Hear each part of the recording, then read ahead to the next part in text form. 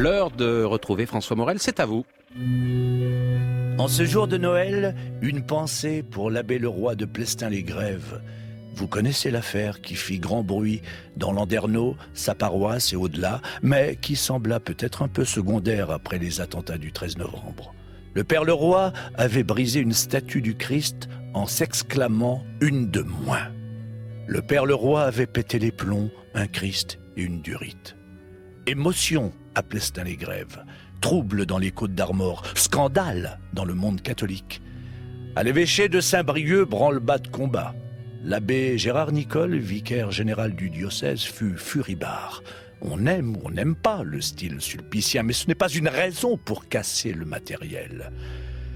L'abbé Gérard Nicole a beau œuvrer dans le spirituel, il ne veut pas que le matériel soit dégradé. Que s'était-il passé dans l'âme meurtrie de l'abbé Leroy de Plestin-les-Grèves? Quelle mouche satanique l'avait piqué? Et comment allait réagir l'évêque de Saint-Brieuc, Denis Moutel? Allait-il faire preuve de charité chrétienne? Allait-il considérer qu'il existait ici, comme ailleurs, une hiérarchie délirante et que l'on arrivait au bout d'un système? Tout en haut de la pyramide, le luxe et la volupté. Tout en bas, les ouvriers de Dieu, les manœuvres du Christ, les soutiers de l'Éternel. Allait-il le comprendre, l'évêque Denis Moutel de Saint-Brieuc, ce moment de désarroi, d'agitation, d'énervement chez l'abbé Leroy de Plestin-les-Grèves? Le prêtre avait mis en avant ses difficiles conditions de travail. Dans le ministère qui est le nôtre, on est sollicité de toutes parts, on n'est pas beaucoup de prêtres. Il y a une certaine fatigue, de l'énervement, du stress. Qui s'intéresse vraiment aux conditions de travail des prêtres? Pourquoi n'existe-t-il pas une fédération de la CGT consacrée à la prêtrise? Pourquoi un syndicat ne se battrait-il pas pour que la vie des travailleurs spirituels soit un peu améliorée? Faisons dès aujourd'hui la liste des revendications ecclésiastiques. Recevoir un meilleur vin de messe, obtenir des hosties sans gluten pour les prêtres allergiques, pouvoir profiter de ces dimanches.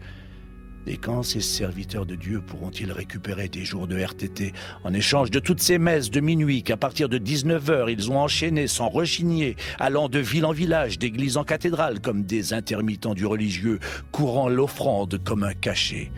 Allait-il admettre, l'évêque Denis Moutel de Saint-Brieuc, que la révolte de l'abbé Leroy de Plestin-les-Grèves est somme toute inoffensive? Certes, une statue du Christ a été brisée, mais la colère reste circonscrite. On n'a pas encore vu de prêtres en colère, comme des salariés d'Air France arracher la chasuble du DRH de l'épiscopat.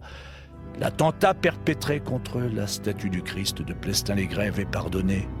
Chantons la réconciliation sur terre. Unissons tous les hommes de bonne volonté.